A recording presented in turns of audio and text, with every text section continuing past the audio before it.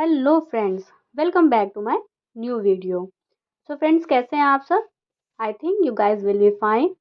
सो friends, हमने अपने previous videos में जो भी हमारे टीचिंग स्किल्स हैं 10, उनमें से 2 स्किल्स का लेसन प्लान बनाना सीखा था, यानी कि एक तो introductory skill and explanation skill. In skills का यूज़ करते हुए माइक्रो टीचिंग लेसन प्लान बनाना हमने सीखा। आज हम पुनर्बलन कौशल यानी कि रेनफोर्समेंट स्किल का लेसन प्लान बनाना सीखेंगे। तो जब हम इस लेसन प्लान को बनाएंगे तो सबसे पहले हमें स्किल का नाम लिखना है।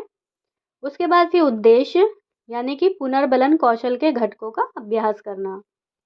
फिर एक घटक यानी कि कंपोनेंट्स, ये आपको यहाँ पर लिखने हैं।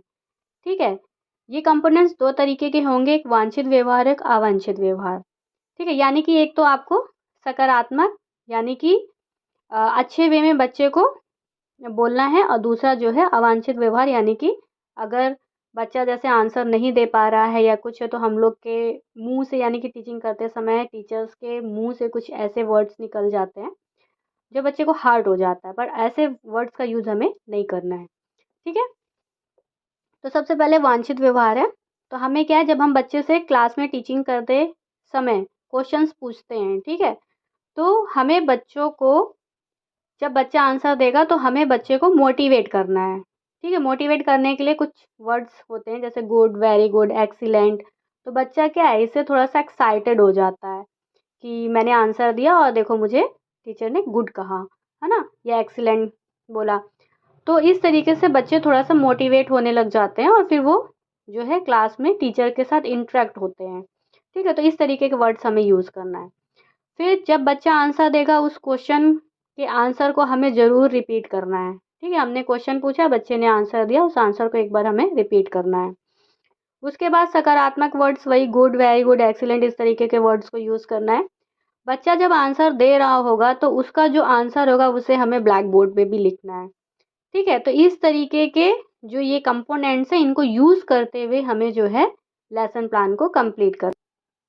नेक्स्ट, जब हम लेसन प्लान बनाना स्टार्ट करेंगे तो सबसे पहले दिनांक, विषय, प्रकरण, कक्षा, अवधि, शिक्षण और पुनः शिक्षण, ये कॉलम्स हमारे बनेंगे। ठीक है, आपको पता है कि माइक्रो टीचिंग लेसन प्लान जो होते हैं ये 5 to 10 मिनट्स के होते हैं और कम बच्चों के सामने ही ये हमें प्रेजेंट करना पड़ता है, यानी कि टीचिंग करनी पड़ती है। ठीक है, ये शिक्षण और पुनः शिक्षण का जो कॉलम है ये आपके हर लेसन प्लान में बनेगा, क्योंकि अभी हम क्या है कि हम लोग टीचिंग कर रहे हैं, यानी कि हम लोग टीचिंग को सीख रहे हैं, यानी कि ट्रेनिंग कर रहे हैं टीचर बनने की, है ना। एक ट्रेनिंग के उसमें चल रहे हैं हम लोग, टीचर बनने की ट्रेनिंग ली जा रही है।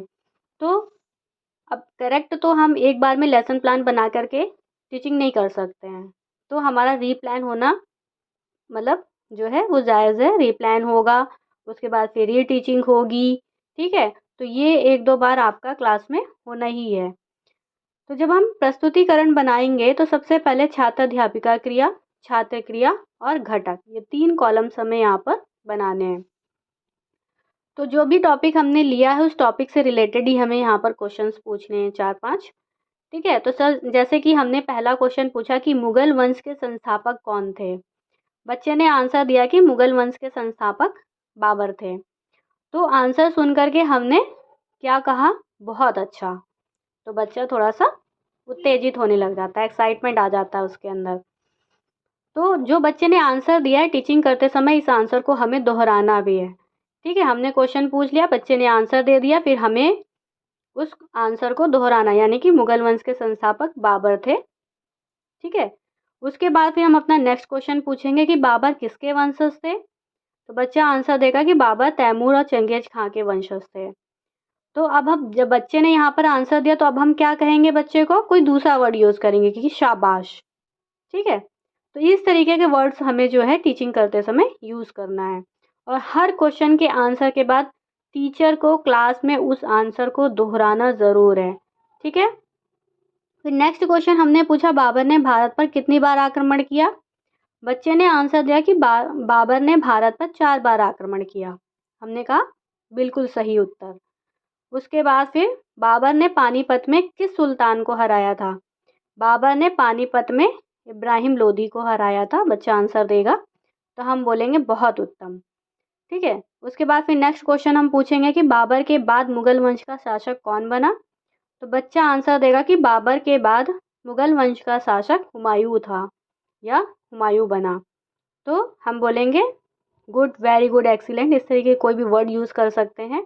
और साथ में हम हर एक क्वेश्चन का जो आंसर होगा उसे हमें दोहराना है। तो हमने लास्ट में उत्तर को दोहराया, ठीक है, यानी कि जो हमारे कंपोनेंट्स हैं उनको यूज़ करते हुए हमने इस लेसन प्लान को कंप्लीट किया है, ठीक है। और यहाँ पर आपको घटक लिख देना, यानी कि कौन सा कंपोनेंट आपने कहाँ पर यूज़ किया है, ठीक है, उस क्वेश्चन के सामने आपको इस तरीके से नंबरिंग कर देनी है। उसके बाद फिर ये मूल्यांकन हमें बनाना है, ठीक है। यहाँ पर व्यवहारात्मक घटक और मूल्यांकन, ठीक है, इस तरीके से जो भी हमारे घटक थे वो घटक हमें यहाँ पर यूज़ करने हैं, यानी कि लिखने हैं, ठीक है। यहाँ पर हमने वांछित व्यवहारी वाले घटक लिखे हैं, ठीक है, अवांछित व्यवहार वाले घटक नहीं लिखे हैं। तो यहाँ पर किस तरीके से लिखेंगे कि प्रशंसात्मक शब्दों का प्रयोग किया गया, ठीक है, विद्यार्थियों के उत्तरों को दोहराया गया, यानी कि आपने टीचिंग करते समय उन कंपोनेंट्स को यूज़ किया है, ठीक है। इन सेंटेंस को थोड़ा सा चेंज करके लिखना है। तो यहाँ पर जो मूल्यांकन होंगे 0 से 6, यहाँ पर टीचर उनमें सर्कल कर देगा, यानी कि आपने उस कंपोनेंट का यूज़ किया है कि नहीं किया है, ठीक है। उस बेस पे वो आपको यहाँ पर नंबर्स में सर्कल कर देंगे, ठीक है। आई होप फ्रेंड्स आप लोगों को समझ में आया हो कि पुनर्बलन कौशल यानी कि रेनफोर्समेंट स्किल का माइक्रो टीचिंग लेसन प्लान कैसे बनाना है, ठीक है। ओके, तो please like and subscribe my channel. Thank you, bye bye.